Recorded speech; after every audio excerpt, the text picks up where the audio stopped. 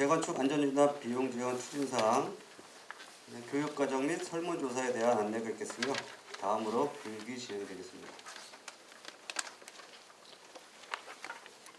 안전진단 비용 지원 시조례 개정 사항에 대해 안내해 드리겠습니다. 시조례에는 상위법과 달리 안전진단 비용을 요청자에게 전액 부담토록 규정하고 있어 비용 모금의 상당 기간 소요 및 주민 간 갈등 발생 등의 문제가 대두되어 이를 해결하기 위해 조례 개정을 추진하게 되었습니다. 작년 8월 29일 시 조례 개정안을 발의하였으나 시의회 상임위에서 보류되었습니다. 이후 10월 12일, 11월 9일 두 차례에 걸쳐 구청장 협의회에서 조례 개정 필요성에 대하여 적극 설명 및 설득하여 12월 19일에 시의회 상임위가 개최되었으나 또다시 보류되었습니다. 마지막이란 각오로 조례 개정을 촉구하는 주민 서명 운동을 금년 1월부터 약 한 달간 추진하였고 그 결과 주민들의 커다란 관심과 호응으로 7만 435명의 서명을 받아 시의회에 전달하였고 그 결과 3월 10일 시의회 본회의에서 드디어 가결되었습니다. 이는 주민들의 적극적인 참여와 시의원 및 구의원, 구청장 및 이화 직원들의 노력으로 다같이 이룬 커다란 성과를 하겠습니다.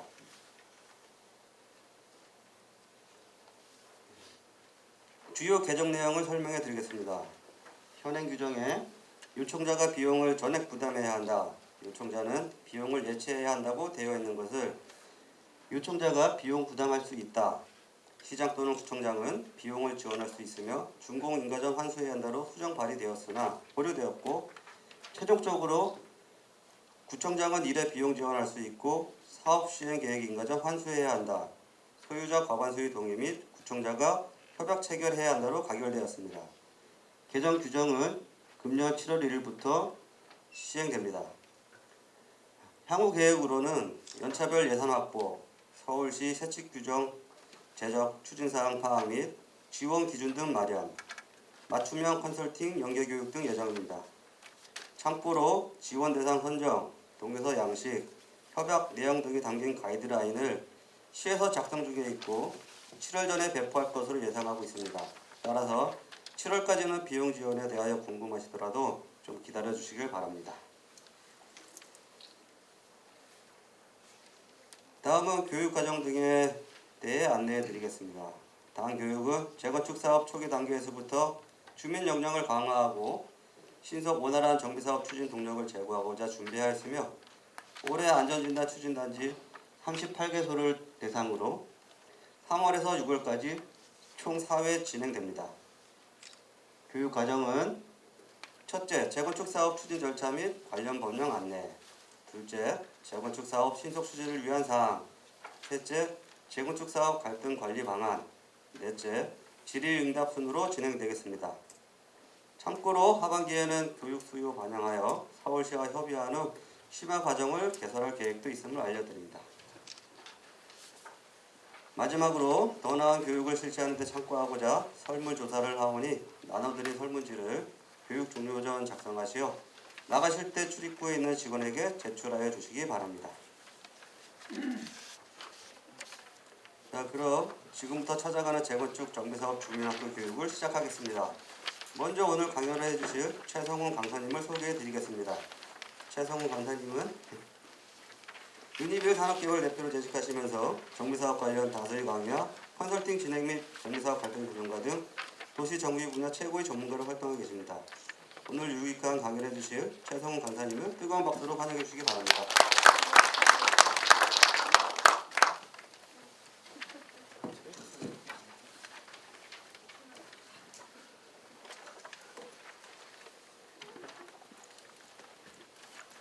네, 다시 한번 인사드리겠습니다. 저는 정비업체에 근무를 하고 있습니다. 96년부터 이 정비업을 했습니다. 유니빌 산업개발의 최선홍 대표라고 합니다. 반갑습니다. 바쁘신 가운데 이렇게 참석해 주신 소유자 여러분께 감사드리고요. 오늘 짧지만 이 강의가 여러분들이 원하시는 그 주거 환경 개선 그리고 재산 가치 상승이라는 두 마리 토끼를 잡는데 일조가 되기를 바라겠습니다. 오늘은 일단은 여러분들 대부분 다 초기 현장, 아직까지 이제 추진이나 조합 설립이 되지 않은 현장들이기 때문에 좀 세부적인 내용보다는 재건축 사업의 전반에 대해서 좀 개괄적으로 좀 설명드리는 시간을 좀 갖도록 하겠습니다.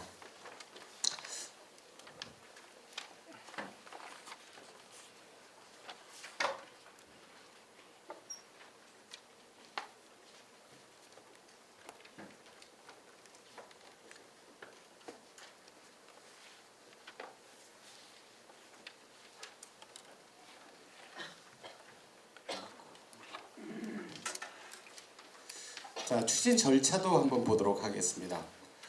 여러분들 보시면 계획 단계가 있고 시행 단계가 있고 관리 처분, 완료 단계 크게 네 가지 단계로 나눠집니다. 계획 단계. 자, 이제는 모든 도시계획은 선계획, 후개발 개념을 두고 있습니다. 그래서 보면 기본 계획을 수립하게 돼 있고요. 도정법상의 10년 단위로 5년마다 재정비하게 돼 있고, 그다음에 안전진단이 통과가 돼야 정비계획 수립, 구체적인 토지이용 계획이 나오겠고, 그다음에 추진위를 구성하고 조합을 설립하고, 그다음에 우리가 사업시행계획 인가 몇 세대를 지을지를 이제 인가를 받고 나서 그 인가된 내용을 바탕으로 여러분들이 분양 신청을 하게 되겠죠. 분양 신청이 끝나게 되면 현금 청산자, 조합원 분양 신청자, 그다음에 수입 지출 비례율이 확정이 되면서 여러분들이 이제 몇 세대 몇 평 아파트 갈 때 얼마를 부담해야 된다는 관리처분 계획 인가를 통해서 확정이 되고, 인가가 남으로 인해서 우리가 이주비 대출이 가능하게 됩니다.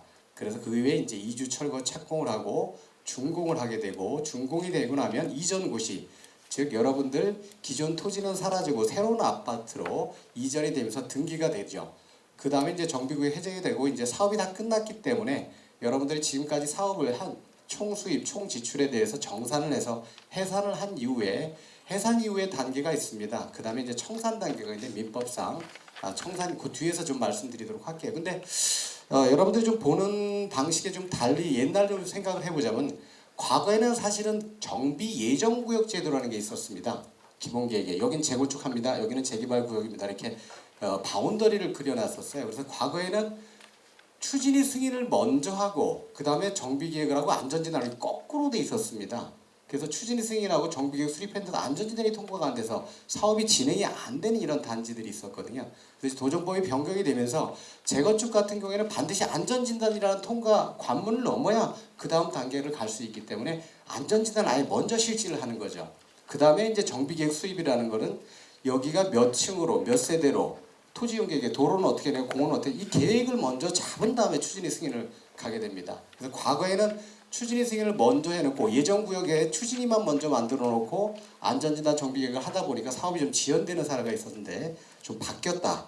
이렇게 좀 보실 거면 참고하시면 될 것 같습니다. 자, 재건축 사업의 정의라고 나와 있습니다. 정비 기반 시설은 양호하나 노후 불량 건축물에 해당하는 공동주택이 밀집한 지역에서 주거 환경을 개선하기 위한 사업이라고 되어 있죠. 자, 재건축 사업, 우리 정비 사업의 가장 대표적인 게 재건축이 있으면 또 뭐가 하나 있죠? 재개발이 있죠. 재개발은 그냥 간단합니다. 정비 기반 시설이 불량합니다. 양호한 게 아니고 불량하고 노후 불량 건축물이 밀집되어 있는 지역에서 하는 사업이라고 되어 있습니다. 그러니까 여러분들 재건축 사업은 이미 사업계획 승인을 통해서 아파트를 지었기 때문에 도로나 공원 이런 기반 시설은 다 양호합니다. 그렇지만 공동주택이 노후된 거죠. 그래서 재건축을 하는 건데, 여러분들 아시겠지만 과거에 잠깐 도정법에 단독주택 재건축 사업이라는 게 있었어요. 기억하실려나 모르겠습니다. 단독주택 재건축 사업은 재개발 요건은 안 되는데 단독주택지인데 도로가 정방향으로 잘 뚫려 있습니다. 근데 집은 다 이렇게 노후화됐어요. 근데 재개발 요건에 호수 밀도라든가 뭐 접도율이라든가 과소필지를 요건을 못 맞추니까 이거를 다시 지을 수 있는 방법이 없다 보니까 단독주택 재건축 사업이라는 게 있었는데, 그 부분이 이제는 어디로 빠져나갔죠? 빈집법으로 가로주택을 모아서 하는 모아타운이라든가 이런 형태로 이제는 빠져나가서 지금 현재는 순수하게 공동주택 재건축만 돼 있고, 다만 우리가 공동주택 재건축을 하는 단지에 있어서 노후는 그런 단지가 없습니다만 일부 지역들이 단독들이 조금 이렇게 편입되어 있는 지역이 있어요. 도로로 정방향인데 아파트 단지가 있고 일부 기퉁이에 단독이 있는 경우가 있습니다. 그런 경우에는 일부 편입해서 할 수도 있죠. 여기에 보면 이제 재건축 사업이 위반 대상 지역이 시행령 별표에 나와 있는데, 노후 불량 건축물 경과연수 30년 이상, 서울시조례 별표에 보면 경과연수 30년이라는 거는 물론 그 밑에 28, 29, 27 이렇게 나눠져 있는 것도 있어요. 근데 여러분들은 대부분 다 5층 이상 건축물이고 86년 이후에 지어진 건 무조건 30년입니다. 그래서 아마 여기 와 계신 분들은 다 30년에 거의 해당이 될 거예요. 그 이상으로 기존 세대 수가 200세대 이상이거나 부지 면적이 1만여 배 이상인지요. 만약에 200세대 미만이나 1만여 배 미만이면 뭘로 가야 될까요? 가로정비. 아닙니다. 아시는 분 혹시 계십니까? 네, 아시네요. 소규모 재건축입니다. 빈집법으로 가는 거죠. 규모가 작기 때문에 도정법상의 재건축이 아닌 소규모 재건축으로 가야 됩니다. 그 다음에 이제 안전진단 결과 D 또는 2등급으로 만여 배 이상인 지역인데 D등급은 뭐죠? 우리 여러분들 얘기하는 D등급 나왔다. 조건부. 네, 조건부 재건축. 2등급은 무조건 재건축입니다. 뒤에 나오면 이제 완화된 거는 뒤에 나오니까 이게 재건축 안전진단 때문에 상당히 전 정권에서 힘들었죠. 근데 지금 많이 완화돼서 우리 여러분들이 아마 노원구가 이제 급물살을 타고 있는데 뭐 요즘 재건축 서울시내 현장들은 물 들어왔을 때 노조된다고 다들 이제 빨리빨리 가길 원하는데 한꺼번에 가긴 좀 어려울 것 같고요. 그런 부분들은 이제 아마 시기 조정이 좀 필요할 것 같습니다. 자, 기본계획 수립이라고 나와 있습니다. 사실은 자, 기본계획을 수립하고 주민 의견 공람하고 서울시 의견 청취하고 서울시 심의를 통해서 고시를 합니다. 2015년도에 만들어진 기본계획 2025년도를 기준으로 해서 만들어 놓은 게 있는데 이 예정구역 제도가 없어져 보니까 기본계획의 의미는 어떻게 보면 가이드라인, 지침의 성격으로 나와 있습니다. 이런 보면 그래서 요즘은 중요한 게 어떻게 보면 생활권 단위 계획이 더 중요합니다. 그래서 기본계획의 내용을 보면 과거에는 여기는 재건축할 지역이야, 여기는 재개발할 지역 이렇게 아주 구체적으로 나오는데 지금은 이건 어떻게 보면 설정을 어떻게 할 거냐, 어떤 뭐 개념으로 갈 거냐 이런 가이드라인의 성격으로 지금 기본계획이 되어 있고요. 다 안전진단이라고 되어 있습니다. 그런데 중요한 내용인데 자, 안전진단 요청을 하면 현지조사 및 검토. 옛날에 이 현지조사를 뭐라 그랬죠? 여러분들 혹시 기억하시나요? 예비 안전진단 또는 유관검사 이런 용어를 썼는데 현행법은 현지조사라고 명명 나와 있습니다. 안전진단 요거는 이제 보통 정밀 안전진단 또는 2차 안전진단 이런 용어를 쓰죠. 그래서 이제 이거는 구청에서 업체를 선정을 해서 직접 땅도 지질 조사도 하고 콘크리트 강도도 하고 직접 하는 거죠. 그 다음에 이제 결과를 검토하고 거기에 따라서 자치구청장의 입안권자는 구청장이니까 하는데 사실은 요 사이에서 빠진 게 적정성 검토가 지금 이 스텝에 빠져 있는데 아시다시피 구법에서는 적정성 검토가 의무였습니다. 조건부 재건축 D등급 나오면 무조건 국토안전관리원이나 공기업에다가 적정성 검토를 반드시 해야 됐었죠. 근데 지금은 아닙니다. 선택적으로 구청장 재량사항이고 평가 항목 중에 가장 중요한 게 구조 안전성이 50점이었었어요. 100점 중에 50점이니까 사실은 여러분들 주차장이 뭐 어렵고 농물이 나오고 그래도 구조가 튼튼하니까 재건축이 안 되는 거죠. 점수가 안 나오잖아요.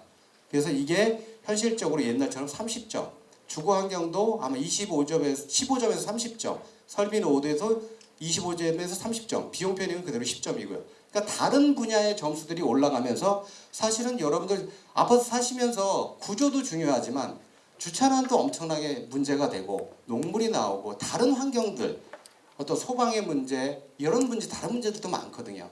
그런 문제들을 현실적으로 반영을 했습니다. 그리고 재건축 범위에서 45점 이하로 바뀌었는데 예전에는 30점 상당히 낮은 점수를 맞춰야만 바로 2등급을 받았는데 그 점수를 45점으로 올리면서 바로 조건부 재건축이 아닌 바로 재건축으로 갈 수 있는 길을 좀 열어줬죠.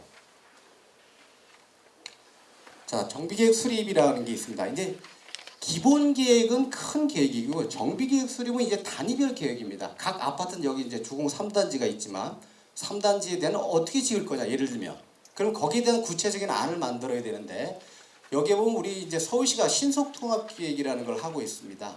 신속통합기획은 보면 서울시가 신속히 사업을 추진하는 제도 30% 이상 동의 시 선정이 된다.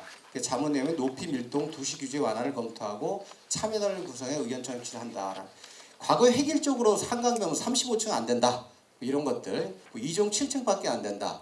기준 용적률을 상당히 2종이면 170에서 시작한다는 걸 좀 용적률을 좀 완화해주고 또 어떤 공공기업 부분도 꼭 2차원적이 아니라 3차원적인 부분도 이렇게 할 수 있게끔 좀 도시 규제를 완화하고 공공성과 사업성을 같이 해서 사업이 좀 패스트트랙으로 빨리 갈 수 있게끔 만드는 게 이제 신속통합기획입니다. 그래서 신속통합으로 가게 되면 서울시에 보면 결론은 이 정비계획안을 갖다가 고시하는 게 도시계획위원회입니다. 도시계획위원회 한 30몇 명으로 구성되어 있는데 거기에 보면 교수님들, 그다음에 각계 업체 전문가들, 또 시의원들, 또 공무원들 이분들이 결론은 우리가 정비계획 위반을 했습니다.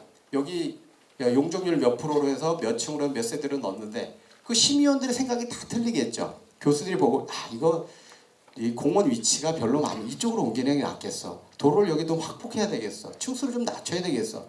이런 의견이 다 나면 그걸 다 해서 또 다시 맞고 다시 맞고 이 도시계획 절차는 기간이 없는 유기한 민원이 아닙니다.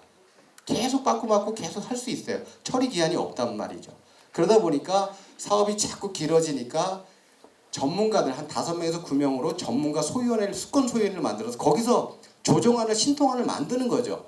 거기서 올리니까 어떻게 됩니까? 거의 완패스로 다시 뭐 어떤 조건부나 부결이 되거나 뭐 보완 가결되거나 이런 내용들이 없는 거죠. 그래서 한 번에 갈 수 있는 그런 부분이다라는 걸 말씀드릴 수 있고요.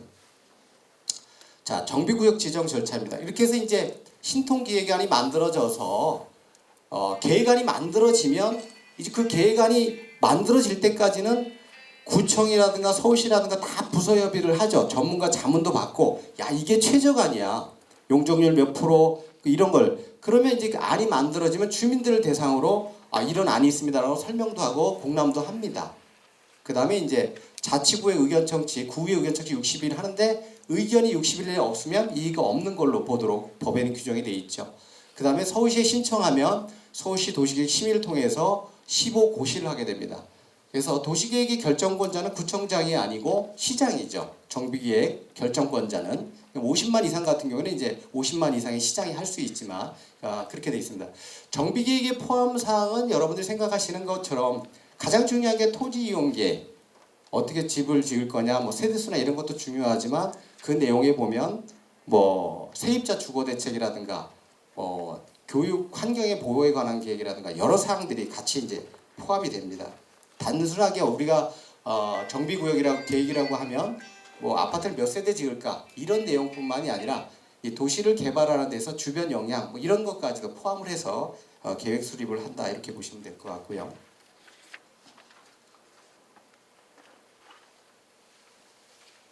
다음 이제 추진위 승인이 있습니다. 자, 31조에 규정이 되어 있는데요. 추진위원회 구성은 위원장, 감사, 추진위원으로 이렇게 되어 있다는데 여기 부위원장은 둘 수도 있고 안 될 수도 있습니다. 근데 토지 등 소유자가 50인 미만인 경우에는 5인 이하로 구성이 되고 100인 이상인 경우에는 10분의 1 이상 그리고 최대 100인까지 구성할 수 있습니다. 예를 들어 1000명이면 몇 명이죠? 100명이죠. 그럼 100인 이상이면 꼭 100명을 둘 필요가 있을까요? 100인 이상으로 구성할 수 있기 때문에 보통 우리가 여분을 더 두죠. 보통 한 10% 내지 110명 내지 120명. 왜냐하면 중간에 자격이 상실되면 요건이 떨어지기 때문에 우리가 충분히 여분을 둬서 좀 여유를 두는 게 좋습니다. 그래서 꼭 우리가 추진위 운영 규정에 보면 토지 등소의 10분의 1 이상 또 몇 인 이하 이렇게 범위를 두어 놓으면 중간중간에 몇 명이 거리가 되더라도 우리가 추진위원회 회의의 성격에 법적 구성 요건에 문제가 안 되죠. 네, 그렇게 돼 있고요. 그다음에 운영규정 및 동의서를 작성해서 연번을 부여받아서 토지등소의 과반수의 동의를 받아서 승인 신청을 하면 승인을 받고 추진위원회가 하는 일은 결론은 창립총회, 조합 설립을 하기 위해서 하는 일이죠. 주민총회하고 선관위 구성하고 정관 만들고 이런 행위를 하는 게 추진위원회 단계입니다. 자, 그다음에 이제 추진위원 다음에 이제 조합 설립으로 가게 되는데 자, 정관을 일단은 추진위원회에서 만들게 되고요. 조합 설립 동의서 연번 부여 및 검인을 받게 돼 있는데 자, 우리 그 조합 설립 동의서 양식이 지금은 바뀌었습니다. 과거 우리가 2003년도에 도시 및 주거환경 정비법이 생겼어요. 그 이전에 재건축은 뭘로 했습니까? 어떤 법으로? 도시 및 주거환경 정비법 전에 재건축은 주택법으로 했습니다. 주택건설 촉진법에서 주택법으로 바뀌었고 그 전에는 도시재개발법에서 재개발이 됐죠. 근데 보면 재개발은 도시계획적인 절차들은 되게 이렇게 이렇게 복잡하게 돼 있고 대신 재건축 같은 경우에는 절차는 좀 간단했지만 결의 요건은 정확했어요. 그 이유는 뭐냐면 예전에 재개발할 때 여러분들 경험해 보시는지 모르겠지만 조합 설립 및 사업 시행과 동의서가 한 장짜리였어요. 거기다 인감만 첨부했습니다. 조합 설립 및 사업 시행과 동의서. 나 동의합니다. 이걸로 끝입니다. 아무것도 없어요. 근데 우리 재건축은 어떻게 됐었죠? 집합 건물의 소유 및 관리에 관한 법률에 근거를 해서 우리가 4대 결의 요건이라는 게 있습니다. 자, 우리가 재건축을 하는데 그럼 집을 몇 세대 지을 거야 도대체? 나 동의하고 싶은데 기본적으로 알아야 되지 않습니까? 그런데 그거 짓는데 돈이 얼마나 들어가는지, 그리고 그 돈을 갖다가 어떻게 나눌 건지, 부담을 할 건지, 그 다음에 내가 나중에 돈을 냈는데 그러면 지어서 몇 평 아파트에 내가 들어가는데 소유권의 기소에 관한 사항, 기본적인 4대 결의 요건이죠. 그게 없었어요. 근데 사실은 재건축은 예전부터 그걸 동의서에 넣습니다. 그래서 그걸 오히려 이제 재개발에 접목을 시켜서 지금 4대 결의 요건이 기본적인 사항입니다. 그래서 우리가 여러분들 조합 설립 그 이제 좀 뒤에 나옵니다만은 이제는 바뀌었죠. 정비구역 지정할 때도 추정분담금 통보하게 돼 있습니다. 작년 12월 10일 날 개정이 됐어요. 자, 동의서를 60을 받고 돈을 들여갖고 정비구역을 지정을 해놨는데 조합 설립이 안 되는 거죠. 그 돈이 다 쓸데없는 돈이 되지 않습니까? 그러니까 우리가 최소한 구역 지정 받을 때도 내가 대략 얼마 정도 비용 부담하고 몇 평에 갈지, 내 재산은 얼마일지를 알고 동의를 하는 거죠. 당연히 조합 설립 때 또 동의를 또 받아야 되고, 또 사업 시행인가 때 또 받아야 되고, 관리 처분인가 때 또 받아야 돼. 4단계를 거치면서 갑니다. 우리가 여러분들이 내야 되는 돈의 변화를 이제 그렇게 돼 있습니다. 그래서 조합 설립 인가 나면 조합 설립 인가 처리 기한은 유기한 민원 30일 이내입니다. 30일 이내. 사실 조합 설립에서는 중요한 거는 조합원의 자격, 정관, 또 임원에 대한 자격. 다 임원이 형사적으로 처벌되면 안 되기 때문에 우리가 신원 조회를 해서 문제가 없어야 되죠. 그다음에 30일 이내에 법인 등기를 하면서 조합이 설립이 됩니다. 뭐 잘 아시겠지만 동의 요건은 4분의 3 이상인 면적 4분의 3입니다. 재건축은, 재개발은 4분의 3, 면적은 2분의 1로 돼 있는데 재건축 같은 경우에는 어차피 대지 지분이 같이 딸려 있기 때문에 토지 면적도 같이 따라가게 되겠죠. 과거에는 사실 80%였죠. 그게 이제 75%로 완화된 내용이 되겠고, 동별 과반이 있습니다. 사실 이것 때문에 사실 문제가 되죠. 상가 때문에. 상가가 동별 과반을 못 맞추다 보니까 결론은 상가를 재척을 하고 토지 분할을 해서 가야 되는 이런 현상이 생기는데, 좀 웬만하면 같이 가는 게 좋죠. 그래 단지 모양도 이뻐지고 수익성도 좋아지는데 그런 현장들이 왕왕 있습니다. 자, 이제 조합이 설립됐으니까 구체적으로 어떻게 아파트를 지을지 이제 인가를 받아야 되는데 그 인가 단계입니다. 각종 심의 및 역량. 사실은 사업시행 인가라는 게 바로 들어가는 게 아니죠. 1년에서 한 1년 6개월 정도 걸리는데 그 전에 해야 될 게 대표적인 게 건축심의, 환경영향평가, 교통영향평가, 교육환경영향평가, 뭐 재해영향평가, 뭐 지하안전영향평가. 왜 이렇게 법이 많이 생겼는지 모르겠습니다만은 그런 것들이 상당히 많습니다. 평가를 받아야 되고 심의해야 될 것들이. 그렇게 해서 사업시행계획서를 잡고 총회를 개최합니다. 자, 우리가 총회를 개최하는데 여러분들 혹시 아시나요? 제일 많은 사람이 와야 되는 총회가 무슨 총회일까요? 조합원이 제일 많이 참석해야 되는 총회가 혹시 아시는 분 계신가요? 제일 많이 와야 되는 총회. 자, 우리가 총회를 하려면 과거에는 없었어요. 그냥 서면으로 오든 현장에 오든 조합원의 과반이 오면 한 명이 오더라도 총회가 됐습니다. 이러다 보니까 어떻게 되죠? 다 서면으로 받아버리는 거죠. 장난을 치는 거죠. 서면으로 위조하고. 그러다 보니까 직접 참석 제도라는 걸 뒀죠. 그래서 제일 낮은 게 10%, 그 다음에 20%, 그 다음에 50%입니다. 50%가 뭘까요? 직접 와야 되는 게 시공자 선정 총회입니다. 시공자 선정 총회는 조합원의 50%가 직접 와야, 직접 와서 내가 내 손으로 뽑으라는 얘기죠. 매표 매수 행위를 하지 말란 얘기입니다. 그 다음에 이제 20% 있는데 20% 부분은 뭐냐면 여러분들이 사업을 하는 데서 제일 중요한 단계가 있잖아요. 인허가 절차가. 자, 조합을 설립합니다. 창립총회. 중요하죠. 법인을 만드는 거니까. 그 다음 단계가 뭡니까? 사업시 인가죠. 몇 세대를 어떻게 지을지에 대한 거. 그 다음이 중요한 게 뭐죠? 관리 처분이죠. 여러분들의 재산이 어떻게 평가가 되고 몇 평 아파트 비율이 어떻게 돼서 내가 얼마 내고 돈을 들어가야 될지의 총회입니다. 그런 총회는 당연히 20% 이상 직접 오라는 거예요. 그 다음에 한 가지 또 법이 개정이 된 게 정비사업비의 사용 및 변경입니다. 돈을 쓰는 거에 대해서는 결혼은 조합원들의 호주머니에서 나가는 돈이니까 그것도 20%가 와라. 이렇게 돼 있습니다. 그리고 일반적인 총회 의결은 어떻습니까? 과반이 와서 온 사람 중에 과반이 동의하면 의결이 됩니다. 근데 이거보다 강화된 게 뭐 있죠? 재적의 과반이 동의해줘야 되는 게 있습니다. 전체의 과반. 그거는 이제 사업시행계획 수립, 사업시행인가 지금 얘기하는 거, 그다음에 관리처분입니다. 그러니까 어떻게 아파트를 지을 건지 사업계획에 대한 동의, 그다음에 관리처분인 계획에 대한 동의. 관리처분이라는 건 내 재산에 대한 평가와 앞으로 들어갈 아파트에 대한 평가, 종무자산 평가, 비례율과 비용과 연관되는 문제죠. 그 다음에 한 가지 특별 결의 요건에 3분의 2 동의가 있습니다. 재적 3분의 2. 그건 뭘까요? 비용이 10% 이상 늘어날 때. 자, 우리 추정분담금 통지하지 않습니까? 조합설립인가한테 통지할 때, 야, 총사업비가 1조 들어간다 그랬는데, 아니, 다음 때 사업시행인가 하다 보니까 1조 한 2천억이 들어간다고 2천억이나 늘었어요. 20%가. 그러면 그건 어떤 거예요? 임의적으로 사업을 추진하는 데서 장난을 치거나 비용을 많이 늘려나면 결론은 여러분들이 주머니에서 내는 돈이 많아질 거 아니겠습니까? 그거는 꼼꼼히 뜯어보고 많은 사람이 동의해줘야만 비용을 그만큼 올려주겠다는 거죠.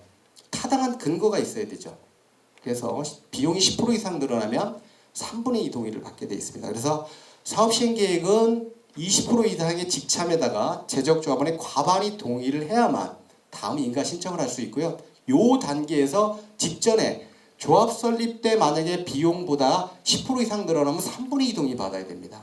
그러니까 우리가 조합 설립을 할 때 무조건 조합 설립 쉽게 하려고 비용은 잔뜩 줄여놓고 이익은 이만큼 나온다. 비례율이 한 130%, 140% 나온다고 동의 받으면 어떻게 되겠습니까? 다음 사업 시행인가 때 엄청 어려워지겠죠. 그죠? 그래서 우리가 예측 가능한 비용을 분석을 해서 어떻게 보면 정면 돌파를 해야 될 부분도 필요하죠. 이런 것 때문에. 다음 이제 분양공고 및 분양시청이 있습니다. 자, 이제 사업시 인가가 나면 여러분들이 지어질 아파트가 결정이 됐어요. 인가를 받았기 때문에. 그럼 내가 몇 평 아파트를 갈지를 분양시청을 받아야 되는데 거기에 제일 첫 번째가 종전자산의 평가입니다. 이게 개정된 지 얼마 안 됐죠. 2018년 2월 9일인가 아마 도정법에서 빈지법이 빠져나가면서 개정이 됐을 거예요. 그 이전에는 어떻게 했냐면 그냥 예를 들어서 25평 아파트인 경우, 30평인 경우, 뭐 40평인 경우 비례율이 90%이고 110% 예를 들어서 예시로 설명을 해줬어요. 종전자산평가가 의무사항이 아니었어요.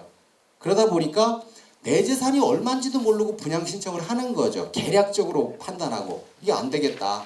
정확하게 사업시행 인가가 나면 여러분들 재산을 평가해서 종무는 아니고 새로 들어갈 아파트는 아니고 여러분들의 재산을 평가해서 통지해주고 분양신청을 받아야 되는 게 아니냐. 그래서 2018년 2월 9일 날 바뀌었습니다. 그래서 우리가 사업시 인가가 나면 종전자산평가부터 먼저 해야 되기 때문에 여러분들이 이걸 시간을 단축하기 위해서는 사업시 인가 지금에서 구청에다 빨리 감정평가업체 선정을 요청을 해야 돼요. 자, 우리 재건축이 과거의 주택법이나 도정법 개정 이전에는 재건축은 민간 사업으로 와서 조합이 2개를 다 선정했었죠. 근데 언제부턴가 바뀌었죠. 이제는 조합이 1명을 선정하고 하나는 구청이 선정하도록 바뀌었습니다. 재개발은 어때요? 공익사업으로 분류가 되기 때문에 조합이 선정을 못합니다. 다 구청에서 선정해 줍니다. 2개를 산술평균하는 거를. 그래서 여러분들 이제 종전자산 평가를 해야 된다. 평가 난 거 분양시청 통지 공고하고 신문 공고도 하고 분양 신청을 받고 분양 신청이 만료되는 날을 기준으로 해서 여러분들이 들어갈 입주 아파트에 대한 평가를 하게 됩니다. 이 평가는 1층부터 전 물량에 대해서 조합원 분양가를 다 평가를 해요. 그리고 분양 신청을 받은 다음에 관리청원한테 분양 설계할 때 로얄층부터 조합원들 배정하고 나머지 일반 분양으로 가잖아요. 그 일반 분양에 대한 부분들은 조합원 분양가가 있지만 일반 분양과 달리 정하죠. 분양 승인을. 예를 들어 조합원 분양가가 뭐 평당 2천만 원인데 일반 분양가 3천, 4천 이렇게 책정이 되는 거죠. 그래서 모든 호수에 대한 조합원 평가는 다 나와 있습니다. 왜냐하면 내가 혹시라도 로얄층을 다 분양 설계를 조합을 했는데 내가 1층으로 일반 분양 물량으로 가고 싶다는 사람이 있을 수도 있어요. 소음 때문에. 그렇기 때문에 1층으로 그 사람 먼저 빼줍니다. 안 좋은 데로 가겠다고 하니까. 그럼 위에 사실 안 좋다고 볼 수도 있죠. 개인적으로는 뭐 좋을 수도 있겠지만 애를 키우시는 분들 입장에서는 그래서 저층 배정을 원하시는 분들은 먼저 빼줄 수도 있죠. 자, 관리처분 계획입니다. 이제 중요한 관리처분 계획을 수립하고 공람을 30일 하게 돼 있는데 자, 관리처분 계획의 공람권자는 누굽니까? 공람을 누가 하죠? 누가 공람을 통제합니까? 사업시행 인가하고 좀 다른 부분이 사업시행 인가는 인허가권자는 구청장이기 때문에 구청에서 공람을 합니다.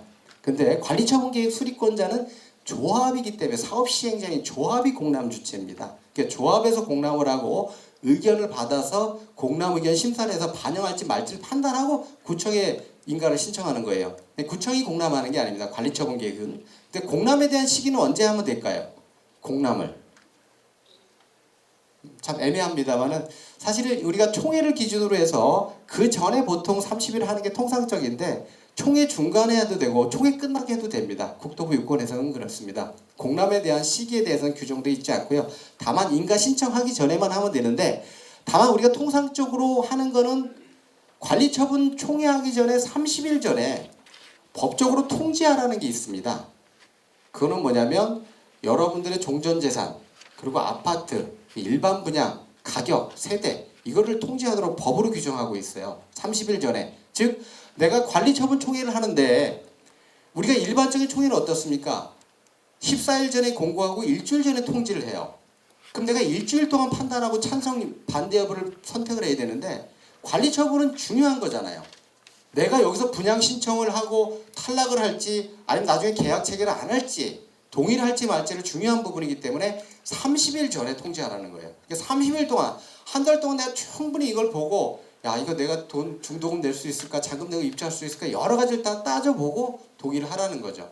그러다 보니까 우리가 30일 전 통지 규정이 있다 보니까 30일 전에 이미 통지할 때 같이 공람을 때려버리는 거죠. 그럼 시간을 세이브할 수 있죠. 통지 기간하고 공람을 같이 해버리는 거죠. 보통 우리가 공람을 따로 하면 또 30일을 별도로 해야 되는데 그래서 실무적으로는 우리가 통지할 때 공람도 같이 보통 하고 있습니다. 그 다음에 이제 이주, 철거, 착공 및 준공인가인데요. 자, 이제 이주합니다. 자, 우리가 관리처분계획 인가가 났다는 거는 이제 사업의 리스크가 다 없어졌다는 거예요. 이젠 철거해도 좋고 착공해도 좋다고 여러분들이 다 동의해줬죠. 내 재산에 대해서 동의해줬고 사업성 비례율에 대해서 동의해줬고 내가 얼마 낼지에 대해서 동의해줬기 때문에 그 이다음부터는 어떻게 됩니까? 관리처분 인가 전까지는 정비업체, 설계업체, 협력업체가 운영비 지원해주다가 시공사 선정되면 시공사가 자금을 지원해주다가 관리처분 인가가 나면 그제서야 은행권에서는 이제 야, 집 담보로 돈 빌려줄게라고 은행을 선정할 수 있습니다. 그래서 대표적인 게 사업비 이주비입니다. 이주비는 여러분들 집 담보로 해서 지금 풀려서 60%까지 나가겠죠. 담보로 해서 대출이 나와서 이사가는 비용이고 사업비는 뭡니까? 각종 용역비, 운영비, 공사비 이런 사업비 대출 두 가지 대출 은행을 선정을 하게 되는데 그 구조를 보면 허그를 하는데 주택도시보증공사가 보증을 쓰는 경우가 있고 안 쓰는 경우가 있습니다. 그거는 뭐 여러 가지 구조가 다를 텐데 조합, 시공사, 그다음에 도시보증공사, 은행 이렇게 사자 협약을 하는 경우가 있고 여기서 보증공사가 빠지는 경우가 있어요. 빠지는 경우는 시공사가 거기에 대한 채무 보증을 하는 거죠. 자기들 돈 많어. 허그 보증 안 껴도 돼. 이렇게 하는 경우도 있고요. 근데 이제 은행은 허그 보증을 끼면 좋아하죠. 왜냐하면 그게 부실화되면 국가기관에다 내가 청구할 수 있으니까. 그렇게 해서 이제 우리 여러분들이 이주비 대출 받고 이제 나가게 됩니다. 그리고 이제 철거 신고하고 착공하게 되는데 착공 전에 해야 될 일들이 사실 많죠. 감리자 선정도 해야 되고 또 구조 굴토 심의도 받아야 되고 안전관리 계획서, 유해 방지 계획서 이런 것도 해야 되는데 한 가지 21년도에 바뀐 게 있습니다. 요즘 조합에서 조금 헷갈려 하시는 분들이 있는데 여러분들은 아마 이제 아직 몇 년 남았으니까 그럴 일이 없을 것 같은데 그러니까 미술 장식품을 설치하죠. 보통 아파트 새로 지으면 앞에 뭐 이상한 그림이나 조형 같은 걸 이렇게 하는데 미술 문화유산지능법에 의해서 미술 장식품을 공사비 대비 몇 프로를 우리가 반드시 설치해야 되는데 과거에는 준공 때 하게 돼 있었어요. 근데 지금은 착공 전에 미술 장식품 설치 계획서를 제출해야 돼요. 법이 바뀌어서 2021년도인가 4월 6일부터 시행이 됩니다. 그래서 여러분들 그 부분이 조금 놓치는 부분들이 있더라고요. 최근에 보니까. 그 다음에 이전고시 및 청산조합 해산입니다. 자, 준공이 되면 확정 측량을 하죠. 그러면 여러분들 기존에 택지가 몇 번지, 도로가 몇 번지, 공원이 몇 번지, 혹시 기부 체납하는 아니면 또 교회가 있으면 교회, 또 뭐 어린이집 뭐 이런 것들에 대한 측량을 하고 이전 고시를 통해서 기존 토지는 사라지고 새로운 지번을 부여를 받게 되고 이제 등기를 합니다. 이제 등기 나는 게 등기 나면 이제 재산권 행사할 수 있죠. 그래서 해산하고 상관없이 사실은 등기가 사실 중요합니다. 그죠? 여러분들 그 보통 아파트 단지들이 이 준공 문제 혹시라도 측량의 도로나 이런 거 문제 때문에 준공이 안 나고 등기 없이 몇 년 가는 조합들이 있어요. 거래가 낮게 다운돼서 거래가 되죠. 리스크가 있다 보니까. 그래서 이전 등기 하고 나서 이제 청산하고 해산 절차로 가게 되는 이런 절차로 가는데요. 그래서 이 부분이 중요하고 그다음에 보통 보면 자 이전 고시가 났습니다. 이전 고시 나고 나서 여기 계신 그 우리 소유자님께서 저한테 집을 팔았어요. 저한테 팔았어요. 그래서 제가 이제 소유자가 됐는데 예를 들어서 돈이 조합이 나와서 해산할 때 그래서 가구당 한 100만 원씩 돌려줘야 됩니다. 저한테 줘야 될까요? 이분한테 줘야 될까요? 네, 뭐 잘 아시고 계신 이분은. 네.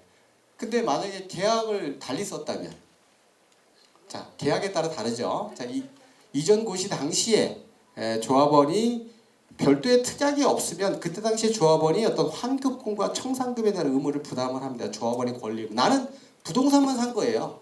아파트만 산 거예요. 그렇게 얘기할 수 있죠. 계약서에다가 조합원의 권리 의무까지 포괄 승계한다는 내용을 써줘야만 내가 추가 부담금을 하든 환급금을 받든 그 부분이 이제 나오게 됩니다. 네, 신속 추진을 위한 사항 이제 절차는 끝났고요. 말씀드린 이건 뭐 간단한 내용입니다. 자, 조합을 직접 설립하는 제도가 서울시에서는 공공지원을 운영하고 있습니다. 31조 사항에 보면은 공공지원을 하는 경우에 추진을 구성하지 않을 수 있다. 이 경우에는 토지 소유자 과반수 이상의 동의를 하는데 여러분들 하면 곧 닥칠 겁니다. 자, 우리가 안전진단하고 정비계획 수립할 때 보면 서울시 정비계획 수립 위반 제한 동의서에 보면 밑에 하단란에 체크하는 란이 있습니다. 추진위 구성을 생략할 겁니까 말 겁니까? 여기 체크를 해서 50% 이상 동의하면 추진위 구성 생략하고 바로 조합으로 가줍니다. 조합으로 추진위가 필요가 없다는 거죠. 그러니까 그러면 사업은 빠르겠죠. 근데 이거는 일장일단이 있을 수가 있습니다. 자, 추진위 구성에 동의한 자는 조합 설립에 동의한 걸로 보는데 한번 단계를 거쳐서 가는 게 좋을 수도 있고 바로 조합으로 가는데 동의율이 안 나와요. 정체가 돼 있어요. 그럼 막 미치는 거죠. 한 단계 거쳐서 추진위원회에서 충분히 설득하고 홍보하고 다음 단계로 넘어갈 것이냐 아니면 비용을 줄이고 바로 갈 것이냐 이런 부분에 대한 거는 단지별로 어떤 전략적인 판단이 좀 필요할 걸로 보여집니다. 그래서 12에서는 4분의 2, 3동의 즉 조합 설립 인가 요건 이상 동의하면 바로 조합이 되는 건 확실하니까 돈을 보조해 주겠다. 이 내용입니다. 자, 조합 설립에는 추진위 생략하고 조합으로 바로 가겠다. 그래서 추진위 설립이 필요 없고 기간을 단축할 수 있다는 내용이죠. 자, 조합 직접 설립이 지금 과반수 이상 신속한 사업이 가능하고 운영비를 절감할 수 있고 사업 초기 전문적 효율적인 사업 추진이 가능하다. 전문가를 위원장으로 위촉한다는 뒤에 내용에 보면 되겠습니다. 직접 추진 절차입니다. 구역 지정, 조합 설립, 공공지원자가 계획을 수립하고 공공지원자가 정비업체를 선정해 줍니다. 즉 구청에서 정비업체를 선정해서 이걸 여러분들 이 업무를 대행을 해주는 거죠. 주민협의체를 구성하고 협의체에서 창립총회를 하고 조합 설립 인가를 하는 이런 단계로 가게 됩니다. 자, 조합 직접 설립을 해야 되는데 그러면 위원장을 누구로 할 거냐? 위원장은 변호사, 건축사, 도시에서 전문가를 위촉하는 겁니다. 공공지원자가 위촉을 해주는 거죠. 객관성을 확보하기 위해서. 대신 부위원장은 토지등 소유자 당선된 주민대표자, 위원은 부위원장 포함 20분의 1 이상, 10분의 1이 아니고 20분의 1 이상 이렇게 구성을 해서 그분들이 이제 조합 설립을 위한 정관도 만들고 선관위도 구성하고 이런 작업을 하는 거죠. 주민협의체가 만들어지면 계략적 추정분담금 만들어서 우리가 조합 설립 동의서 받기 전에 동의서 연번 부여받기 전에 검증을 해야 돼요. 구청에 추정분담금 검증위원회가 있습니다. 뭐 저도 검증위원회를 하고 있습니다만 평가업체들이 보통 만든 분양가, 종전자산, 사업비를 다 검토를 해서 비리율이 적정한지를 보고 오케이 사인이 나야 우리가 동의서를 배부해 줍니다. 그럼 정관 작성하고 예산회계 규정, 각종 동의서 진구하고 선관위 구성하는 절차로 가게 되겠죠. 조합 설립 인가 신청을 하게 되면 이제 30일 이내에 우리가 구청장이 처리하게 되어 있습니다. 뭐 갈등 관리 방안인데요. 자, 서울시에서는 지금 뭐 여러 가지 이제 정비 사업이라는 게 참 많은 사람들의 집을 짓는 거다 보니까 참 갈등도 많고 소송도 많습니다. 사실 마음을 비우고 하면 좋은데 내가 자리 다툼하는 경우도 비일비재하고요. 조합장, 임원 내가 하겠다. 다른 사람이 하는 것보다 이 헤게모니 싸움이 상당히 많죠. 그리고 또 각종 이권, 또 비리들이 또 잔존하는 경우가 많습니다. 그런 부분들 때문에 우리가 이제 과도한 사표냐, 운영비, 협력업체 선정 등에 대해서 실태 점검. 간혹 문제가 있고 갈등 있는 조합들은 서울시에서 변호사라든가 회계사, 또 전문가들을 파견해서 한 일주일에서 열흘 정도 다 실태 점검을 하죠. 도정법 위반이 없는지, 과거에 둔촌주공 실태 점검도 했던 기억이 있는데, 그다음에 우리가 경공 변호사 입회 제도를 하고 있죠. 그래서 우리가 대의원회 또는 총회할 때마다 공공 변호사가 파견이 돼서 그 대의원회 총회가 적법하게 진행이 되는지를 확인을 합니다. 그다음에 시공사 선정 관련 지원 제도, 공사비 검증 제도가 있죠. 최근에 강남의 모 아파트 같은 경우는 이제 분명히 우리가 보통 착공 후 공사비 변동 없다 그러잖아요. 착공하면 이제 입주할 때까지 그냥 가는 거죠. 근데 최근에 우크라이나 전쟁 때문에 계약을 하고 공사가 다 준공됐는데 키를 안 주는 거예요. 공사비 더 안 주면 우리 입주 못 시키겠다.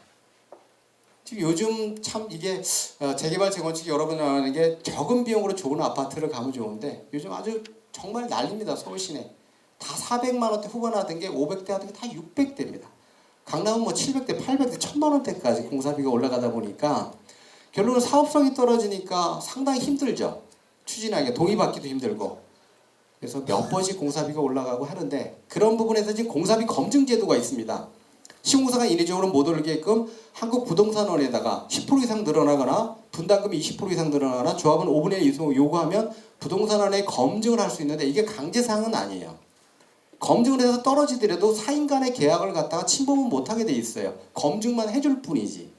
그래서 최근에 이제 서울시에서는 검증 제도를 좀 의무화하겠다. 검증해서 깎이는 그 금액대로 사전에 검증하고 관리처분에 올리도록 이렇게 하는 걸 하고 있는데 최근에는 검증은 검증이고 관리처분은 관리처분입니다.